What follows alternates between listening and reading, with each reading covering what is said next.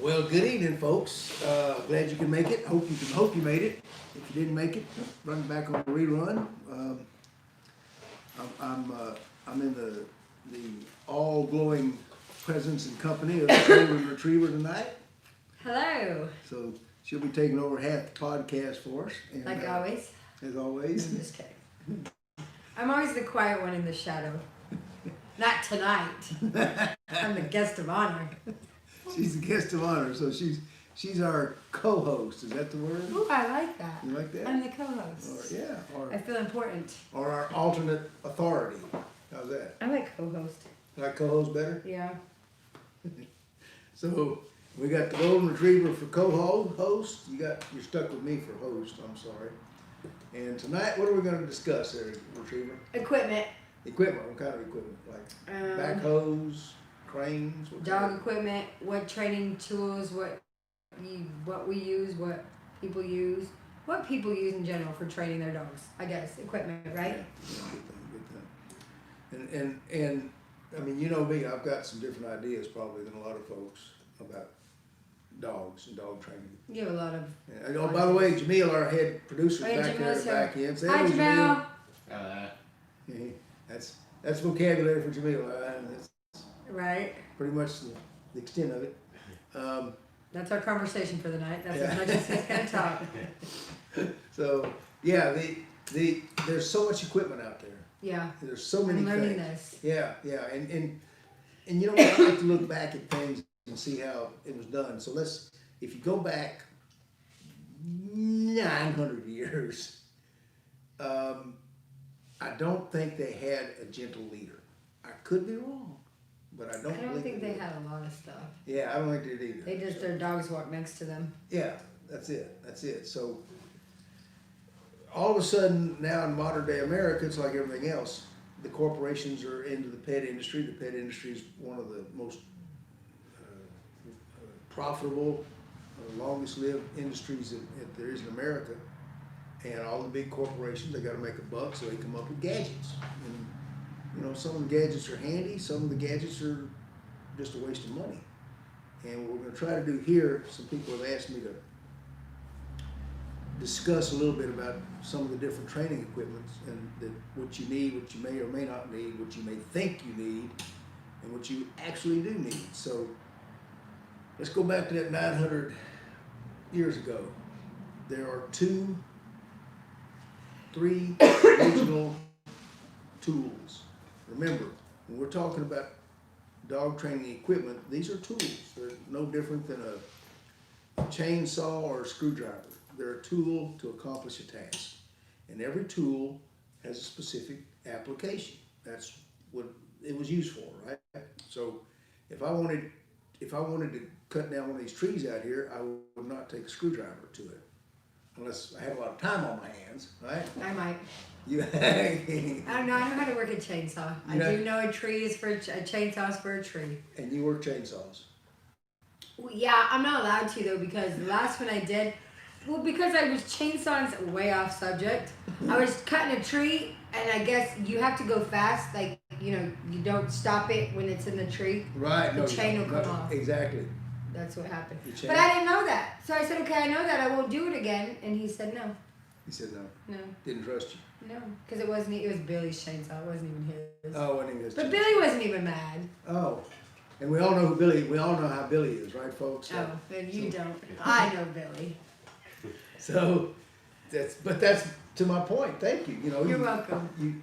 Every tool was invented for a specific purpose, application, use, whatever it is. So when I'm looking at training tools for dogs, I am looking at what the original purpose of that tool was. There's some things that you can do a few extra things with, but they're really designed for one purpose. And the two oldest tools for dog training were probably a collar and a leash, which I don't have with me right now. Yeah, there's yours. Yeah, and a leash. There you go. These are the two very oldest that ever were.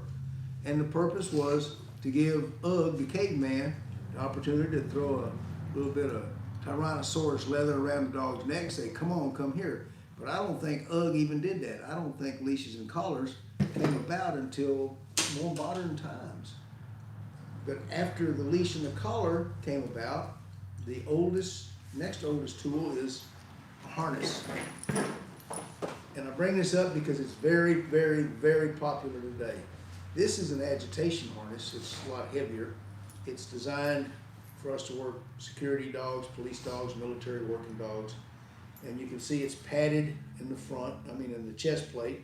This chest plate goes literally right here between the dog's front legs. And you put your leash, attach it back here. Put your leash on there. There you get a hold of it. So your dog got his head sticking up through here, woof woof, and then he's pushing his chest, hold it tight. Chest right there, because what we want these dogs to do when we're starting to teach them how to go be a security or police or military dog, is we want them to be willing to go to a bad guy and take him out. And when you have a harness and you're holding it, the original purpose of all harnesses was to make it easier for a dog to pull something. A sled, weights, if we're competing in weights, or the handler to go after the bad guy, because when you're keeping him from going and holding him back and he's resisting, the dog tries harder to go back. So you build intensity in your dog. And that's what a harness is for. It's for to teach a dog to pull. So, that being what our modern corporations have done was found a whole new use for for harnesses, and that use is regular daily basis, right? Yeah. I can't talk. Day-to-day basis. People use it like as a collar. And why are they using a harness? I hear a lot of people say they use harness so their dogs don't pull or so it won't hurt. And that's funny to me because, like you said, harnesses are made for pulling, so I don't understand where they're coming from or where they get that. So where did they get that? Let me elaborate on that. Yes, please do, because I even know harness. Well, no, because when I first got a puppy and before I met you, I got a harness, so my dog wouldn't pull. Didn't pull, because you go to the pet store and you say, I've got my new puppy, and he's pulling and he chokes himself, and I don't want my new puppy to choke myself, right? Or himself, right? So then the little pimply-faced teenager who's working there and is the new expert in the dog training world says, you've got to get this harness, because if you put the harness on him, it's down here and it doesn't hurt his neck, and then you can walk him without him choking. And so you get the harness, and your dog starts doing like dogs will do. And is that familiar? So, I remember I had to bring her to you because I couldn't fix her because she pulled. Remember? She pulled. She did. 100 pounds later. Yeah. So then you go back to the pet store, and the little pimply faced expert says, well, you know what you need the no pull harness because it's got a thing that tightens here on their chest. And so you get the no pull harness, and you have just made the corporation another $1.250 on its bottom line. So it's great. And guess what your dog's doing? Pulling. Thank you. So, you've been with us a while here, Carrie. So I'm going to throw these numbers at you. If they sound accurate, if they don't sound accurate, tell me. Okay. I would say pulling on a leash is our number 2 or 3 biggest problems that people come to us with, right? Yeah. Pulling while they walk. Yep. And when people say their dog is pulling and they want them to quit pulling on a leash, I usually say, do you have a harness? And I would guess that 8 out of 10 say, of course I have a harness. You think Yeah, that's about that accurate? sounds about accurate, about 8 out of 10, yeah. Yeah. And 4 or 5 out of 10 are also using a gentle leader. Is that accurate? Mm-hmm. Pretty close. Yeah, Yeah. And why are they here? because they can't control their dogs. The dogs are pulling. So Their dogs are pulling. Yeah, sorry, their dogs are pulling. So if you use the tool for the correct application, you're not going to have these problems. Simple as that. A harness, if you want to go enter the Iditarod, the sled dog race in Alaska, get a harness. Yeah, it's perfect. Perfect. if you wanna put your dog in the Guinness Book of World Records for weight pulling and pulling 2 tons in a fire truck. Again, harness. Perfect. Perfect. If you wanna walk your dog down the street, Harness, not so perfect. there you go, there you go. So what we're gonna do is we're gonna now go to the next step. We're gonna look at what can work. Yes. Now remember, people get a harness to make their dog more comfortable because we don't want him to choke himself and he's pulling. Well, guess what? If he chokes himself, he'll probably quit pulling. Maybe my screwy way of reasoning. I have a 135-pound Great Dane. I don't need him to pull me because he's gonna pull me right over. And her size dog, he ain't gonna choke himself. She's gonna fall down way before He's gonna drag me behind him. Yeah, there you go. There you go. As I like to say, look like I got Mick up here. I remember him taking off on a run, and I just look like a little flag. Yeah, you're just flapping like in the yeah, breeze. exactly. Yeah. So. And then you're trying to So, so let's look at training tools now. This, of course, is this has been around forever. Also, a slip chain. Some people call them choke collars, choke chains, and what I found is that because the main thing you want to do is stop your dog from pulling, right? So you give them a little pop pop and let them know that's the wrong thing. Remember, the only thing dogs learn, or probably humans too, only thing you learn from ouch is avoidance. So if you hit the end of this little chain and it slips tight on you, it's a little uncomfortable.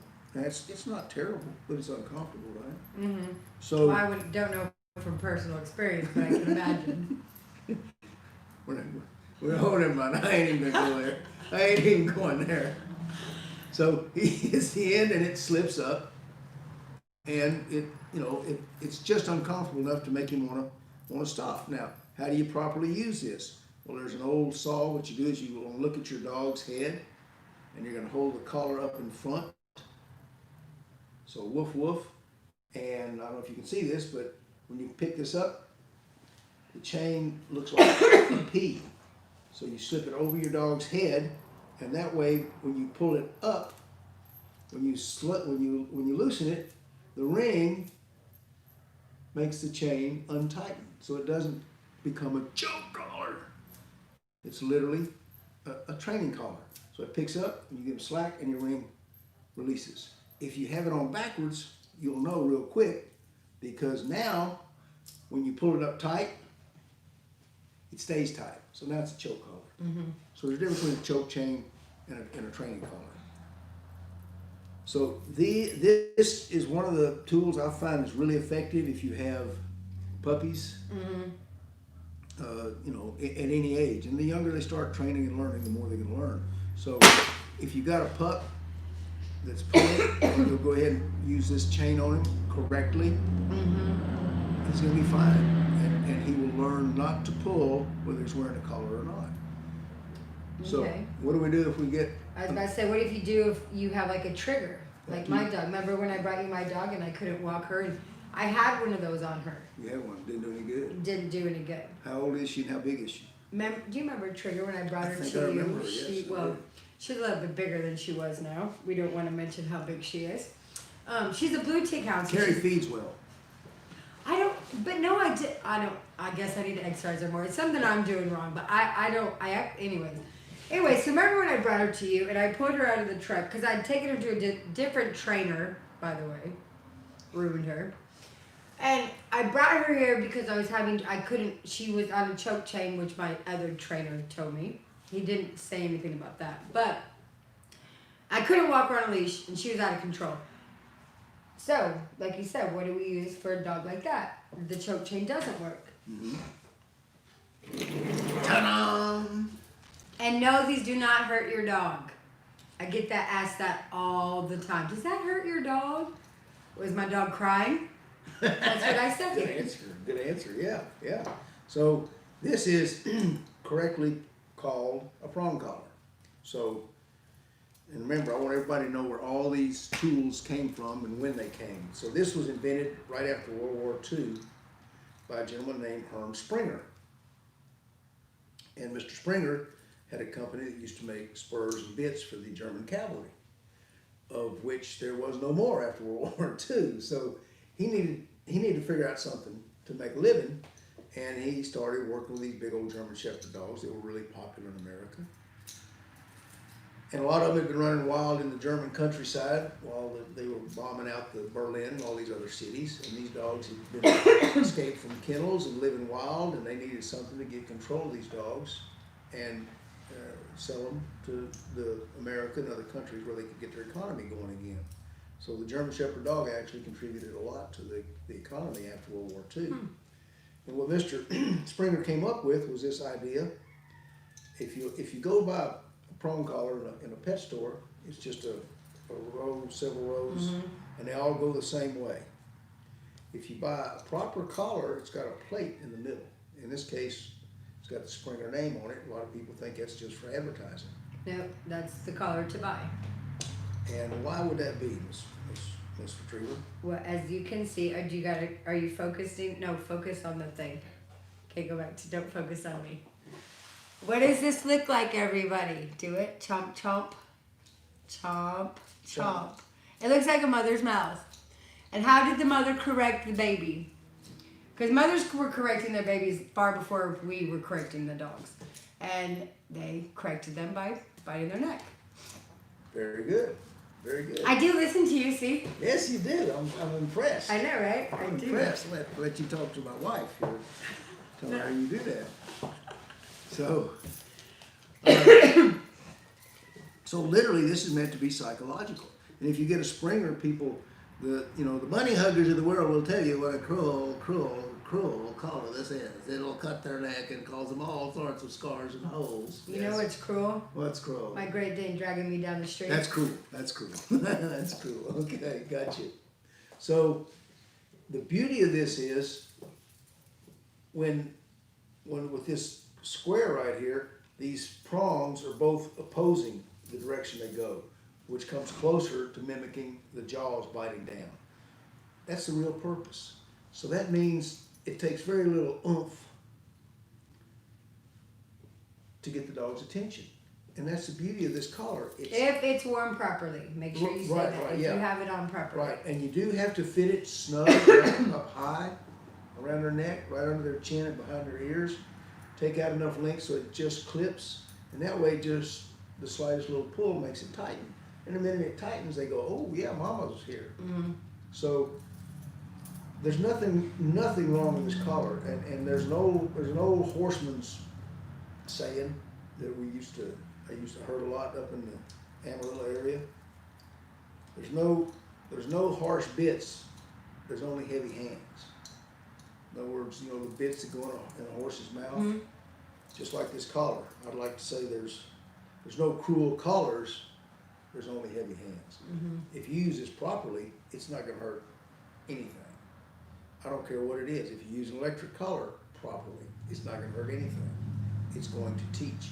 Because remember, all you're going to learn from ouch is avoidance anyway. So this is a teaching training tool that will make your dog listen to you. Mm-hmm. So let's see, what else we got out here? Let's do something. How about, what do you do for off-leash training? How do you want to transition your dog to be an efficient off-leash? And she doesn't know what I'm talking about, so we're just going to see how quick she figures it out. With the freaking that thing. Which thing? It's an electric collar. No. I do That off comes leash, later. and I don't do it. So I don't. what helps you transition? What do you mean transition from on leash to off You go leash? onto an on leash, yeah, and you decide I'm gonna trust my dog and take my leash off and see how he does. Because we teach all our dogs to heel off leash. We don't use a leash at all to teach our dogs to heel.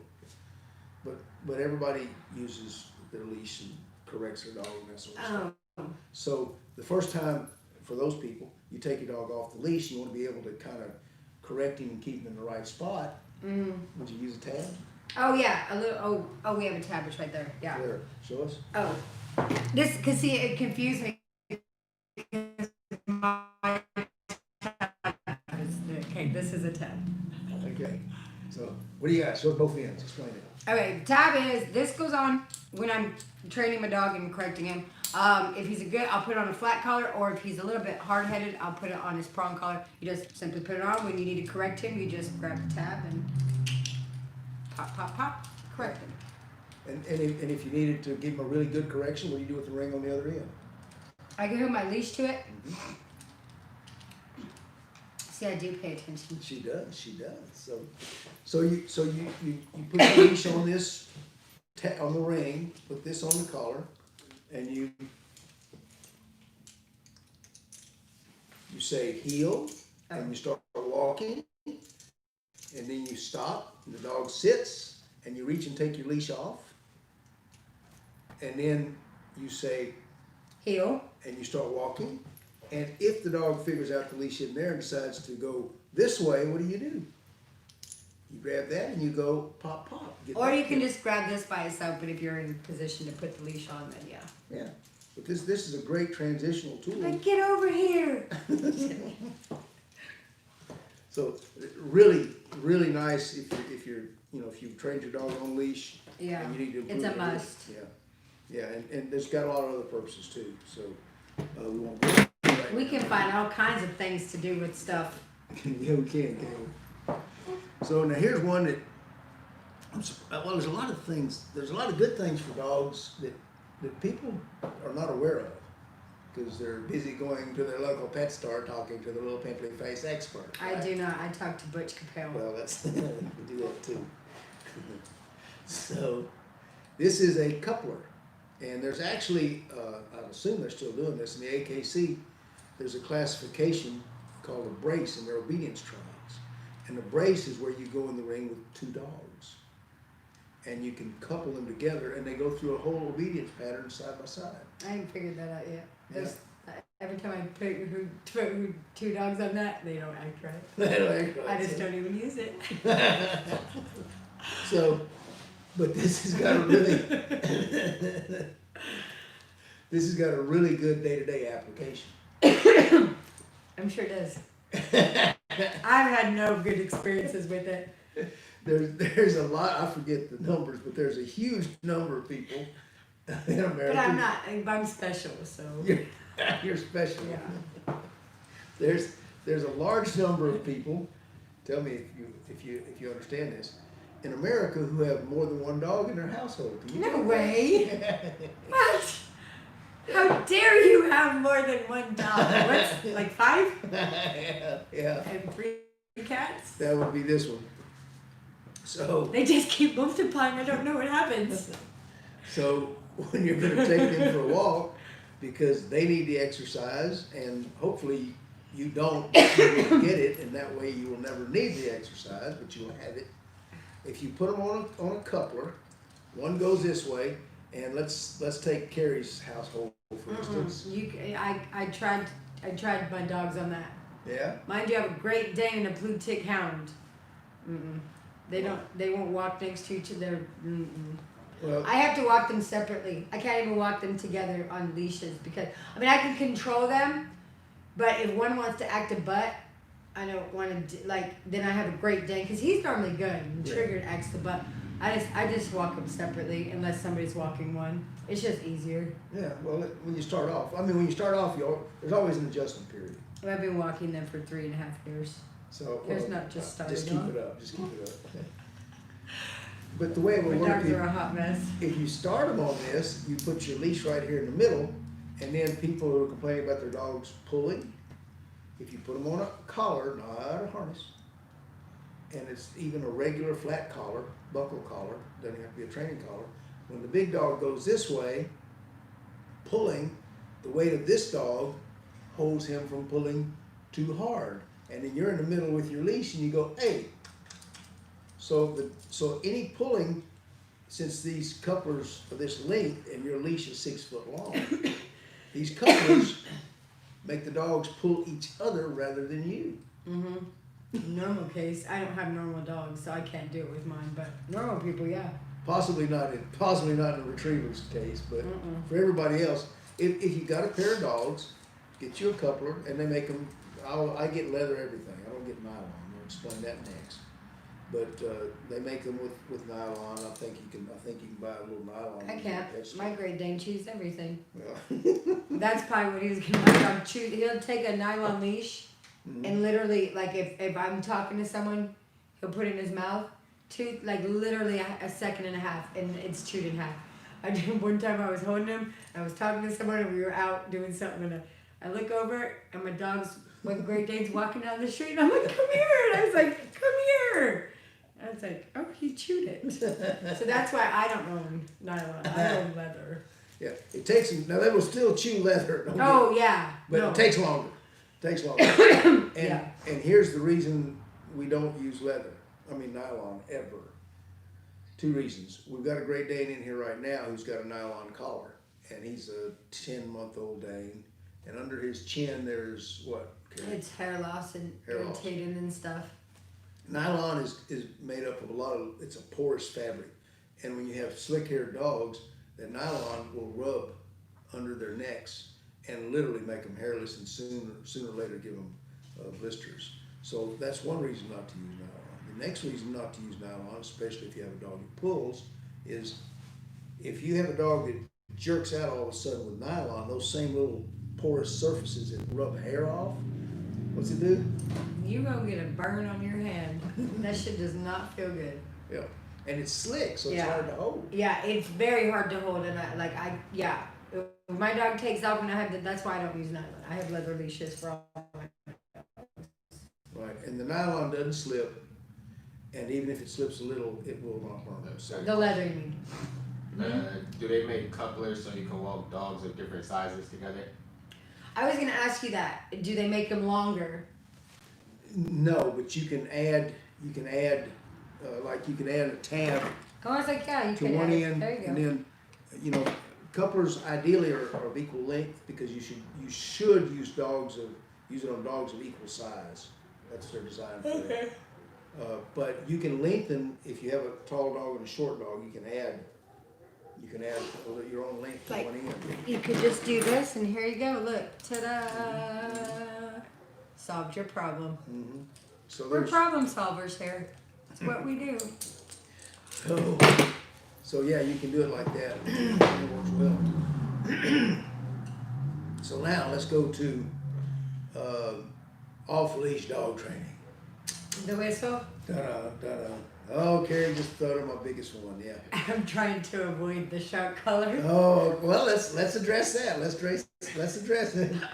Why are you trying to avoid the shot? Every tool has an application. And I So get we- that, and I understand that fully.